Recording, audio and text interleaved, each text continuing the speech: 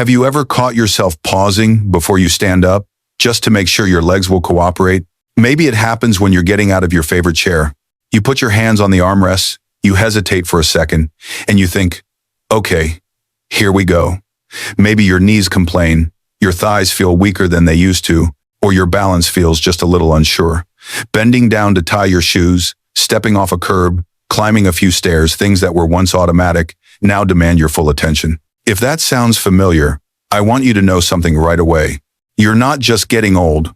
You're noticing early warning signs, and that's actually a gift. After 50, and especially after 60, the muscles in your legs begin to shrink faster than any others in your body if they're not challenged in the right way. It doesn't happen overnight. It's quiet, subtle. You start avoiding the stairs, you sit a little more. You hold the railing just in case. You tell yourself you're just being careful. But underneath that caution, something else is happening. Your lower body strength is slipping away one day at a time. And here's the part almost no one explains clearly. Losing leg strength isn't just about feeling weak. It's the #1 predictor of losing independence. It often starts with simple things: taking the elevator instead of the stairs, staying home instead of walking around the block, asking for help more often to carry things or get up. But left unchecked, it can end with falls, hospital stays, needing a walker, or relying on others for basic movements you once did without thinking. And because so many doctors and health articles keep repeating the same advice, just walk more, most people think they're doing the right thing, but still feel themselves getting weaker. Walking is wonderful for your heart, your lungs, your mood. But here's the truth no one likes to say out loud. Walking alone is not enough to rebuild strength that's already fading. It doesn't deeply challenge the muscles that lift you out of a chair, control your knees on the stairs, catch you when you trip, or keep you stable when you change direction.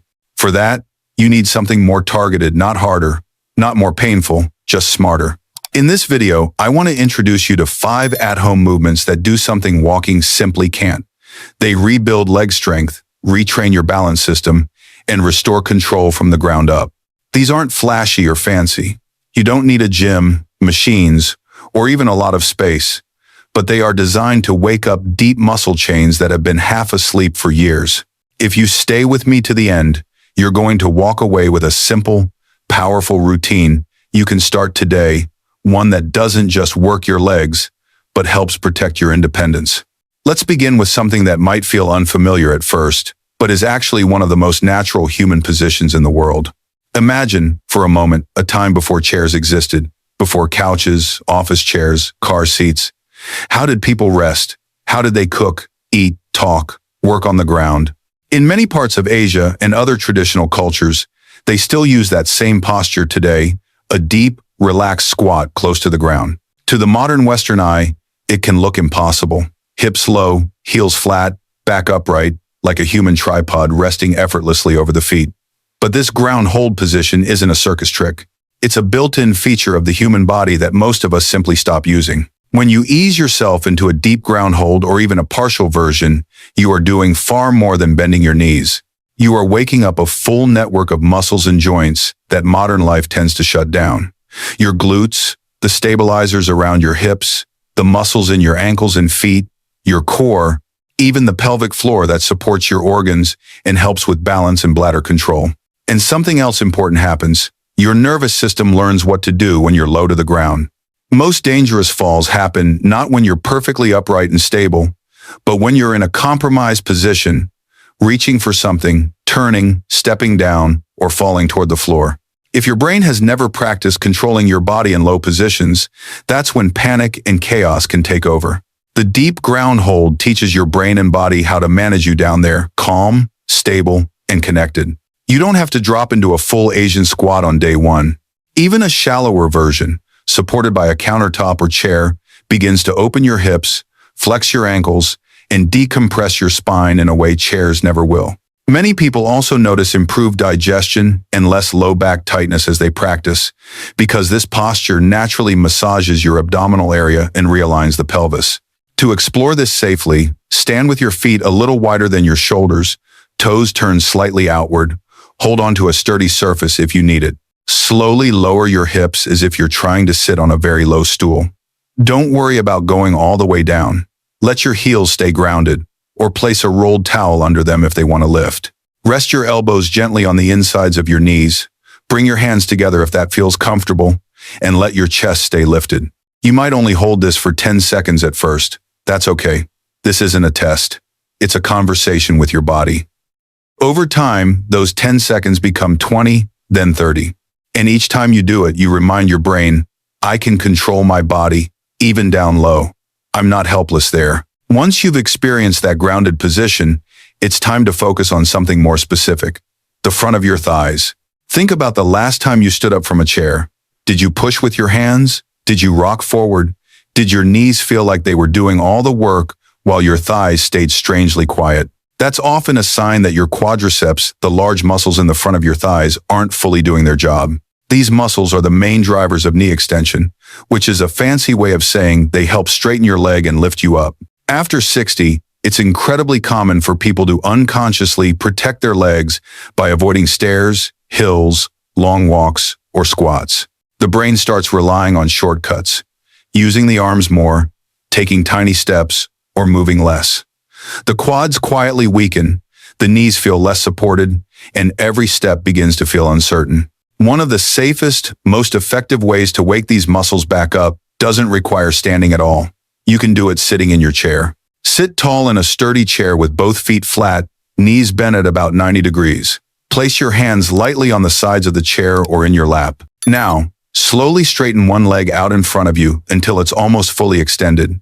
As you do this, don't just move your foot, deliberately squeeze the big muscle on the front of your thigh. Hold that squeeze for a couple of seconds, then lower your foot back down with control. Alternate legs. Move slowly. Feel the work happening in the muscle instead of rushing through the movement. It might surprise you how quickly that area begins to warm up. This simple motion does 3 powerful things. It strengthens the quads, stabilizes the knee joint, and reteaches your brain exactly where and how to recruit those muscles. That mind-muscle reconnection is critical. Your legs don't just need strength, they need clear instructions from your nervous system. As that connection returns, your steps become more decisive, your knees feel more supported, and standing up feels less like a struggle and more like a natural movement again. Once you've started reactivating the front of the thigh, it's time to shift our focus to an often neglected hero on the side of your hip, a small but mighty muscle, crucial for balance. Imagine walking along a narrow path, turning to look behind you, or stepping sideways around a table. Now imagine that every time you take a step, your pelvis dips slightly and your knee collapses inward. You might not see it in a mirror, but your joints feel it. Aching knees, tight hips, sore lower back. One of the key muscles preventing that collapse is called the gluteus medius. It lives on the outside of your hip and quietly keeps your pelvis level as you walk. Unfortunately, because most of our movement happens straightforward, sitting, standing, walking in straight lines, we rarely challenge it properly. Over time, it goes quiet. To bring this muscle back online, you don't need machines or complicated routines. You just need a wall or a chair and a bit of focus. Stand sideways next to a sturdy support and let one hand rest on it lightly. Keep a soft bend in the leg closest to the support. This is your standing leg. Place your other hand gently on your lower belly and lightly tighten your core, as if bracing to receive a gentle tap there. Now, slowly lift the outer leg out to the side. It doesn't need to go high. Even a foot off the ground is enough. Keep your toes pointing forward instead of turning the foot outward, and avoid leaning your torso away. Pause at the top for a second or two. You should feel the side of your hip and maybe the side of your waist working. Then slowly bring the leg back down. Repeat several times, then switch sides. This doesn't just tone the hip, it teaches your pelvis how to stay aligned, helps your knees track properly, and reduces strain on your lower back. It also builds the kind of side-to-side strength that keeps you steady when you step off a curb, change direction, or catch yourself during a small stumble. As you practice these controlled side leg raises, you're sending a clear message to your brain. I can control my body in all directions, not just forward and backward. That message is pure gold for fall prevention. Now, let's move down to the calves, an area many people think of as cosmetic, but which actually plays a major role in your circulation and balance.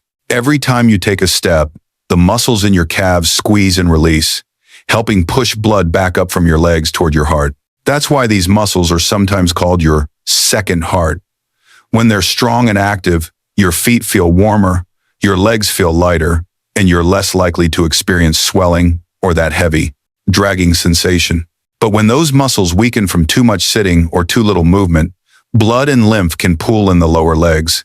That's when you see puffiness around the ankles, varicose veins getting worse, or lightheadedness after standing. A simple way to reactivate this pump system is with toe raises, but we're going to pair them with your breath to get even more benefit. Stand near a counter, chair, or wall so at least one hand can rest there for support. Position your feet about hip-width apart. Take a slow inhale through your nose and, as you do, rise up onto the balls of your feet, lifting your heels off the ground. At the top, pause for a second or two, feel your calves working, your ankles stabilizing, your posture lengthening. Then exhale through your mouth as you lower your heels gently back down. Repeat this rhythm. Inhale up, pause, exhale down. Keep your movements smooth, not jerky.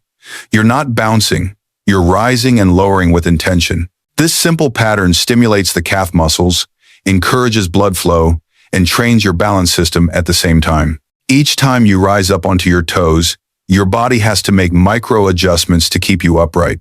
Those tiny corrections are what improve your reflexive balance, the kind that keeps you stable when the floor is uneven, when you step on a small object, or when someone bumps into you. For an extra challenge, and only if you feel safe, you can close your eyes for the last few repetitions.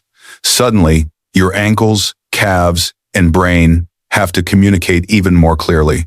Just make sure you're holding onto something sturdy when you do this. We've now talked about deep resting strength, thigh activation, side hip support, and calf power. There's one more critical piece we need to bring into the picture: the coordination between your brain and your legs. Have you ever noticed that walking while talking, carrying groceries, or thinking about something stressful makes you feel a bit more unsteady? That's because as we age, the brain's ability to multitask while controlling the legs can decline if we don't train it. One of the simplest, safest ways to sharpen that connection is something you can do seated, a marching pattern combined with mental or verbal cues. Sit upright in a sturdy chair, feet flat on the floor, hands resting lightly on your thighs. Without slouching, lift your right knee a few inches off the floor, as if marching in place, and as you do, say softly out loud, right, then lower it. Next, lift your left knee and say, left. Alternate sides at a comfortable rhythm. You can simply count 1, 2, 1, 2, or be more specific, right up, left up. What matters is that your voice or your internal counting is synced with your leg movement. This practice might look simple, but it's doing something powerful. It asks your brain to coordinate timing, language, and leg control all at once. This kind of training helps with real-life situations like walking and talking at the same time, crossing a street while paying attention to traffic, or stepping around obstacles while listening to someone. To challenge yourself further over time, you can tap your opposite hand to the knee that lifts, or raise your arms while you march. But in the beginning, just focus on clear, deliberate movement and clear, deliberate cues. Done regularly, this kind of work doesn't just improve leg strength, it improves rhythm, reaction time, and confidence. By now, you've met 5 powerful allies for your legs and your independence. A deep ground hold to reconnect you with your natural resting posture and low position strength. A seated leg extension to awaken and strengthen the front of your thighs. A side leg raise to build hip stability and protect your knees and back. A toe raise with breathing to pump life back into your calves and balance system. And a seated march with cues to retrain your brain-body connection. Before we wrap up, let me invite you to do something that supports your health in another way. If you're finding value in learning not just what to do, but why it matters for your independence after 50, take a moment to subscribe to this channel, True Senior Healthness. Here, we focus on smart, practical, science-informed strategies to help you stay steady, strong, and confident in your own body. When you subscribe and turn on notifications, you're raising your hand and saying, "My future mobility matters to me, and I'd be honored to keep walking that path with you." Let's bring this home. Most people don't lose their mobility in one dramatic moment. It doesn't disappear overnight. It slips away quietly in the choices we delay, the movements we avoid, and the habits we tell ourselves we'll get back to later. One day it's skipping the stairs. Another day it's asking for help getting up from the floor. Then suddenly, it's feeling afraid to leave the house alone. But the same way decline happens quietly, rebuilding can begin quietly too. You don't need to start with a full workout. You don't need an hour a day. You don't even need to do all 5 exercises at once. You just need a starting point. Maybe today, you try the seated leg extensions during a TV show. Tomorrow, you add a few toe raises while you wait for your tea to steep. Later this week, you hold onto a counter and explore a supported ground hold for a few breaths. Over time, these small decisions, 30 seconds here, 1 minute there, begin to add up. Your legs don't know whether you're in a fancy gym or your living room. They only know whether you're giving them a reason to stay strong. So let me ask you this. Which movement will you begin with today? Pick just one. Tell yourself, I'm going to do this for 30 seconds, and then honor that promise. Tomorrow, do it again. Let that tiny habit become a quiet vote for the future. You, the you who can still stand up easily, climb a step without fear, walk across a room with confidence, and live life on your terms. If this message resonated with you, I'd love to hear about it. Share in the comments which exercise you're starting with or how your legs feel after trying them. Your story might be exactly what someone else needs to believe they can start too. You are not too old. You are not too far gone. You are simply ready to rebuild, reconnect, and remember what your legs can still do for you. One simple movement at a time, your strength and your independence can return.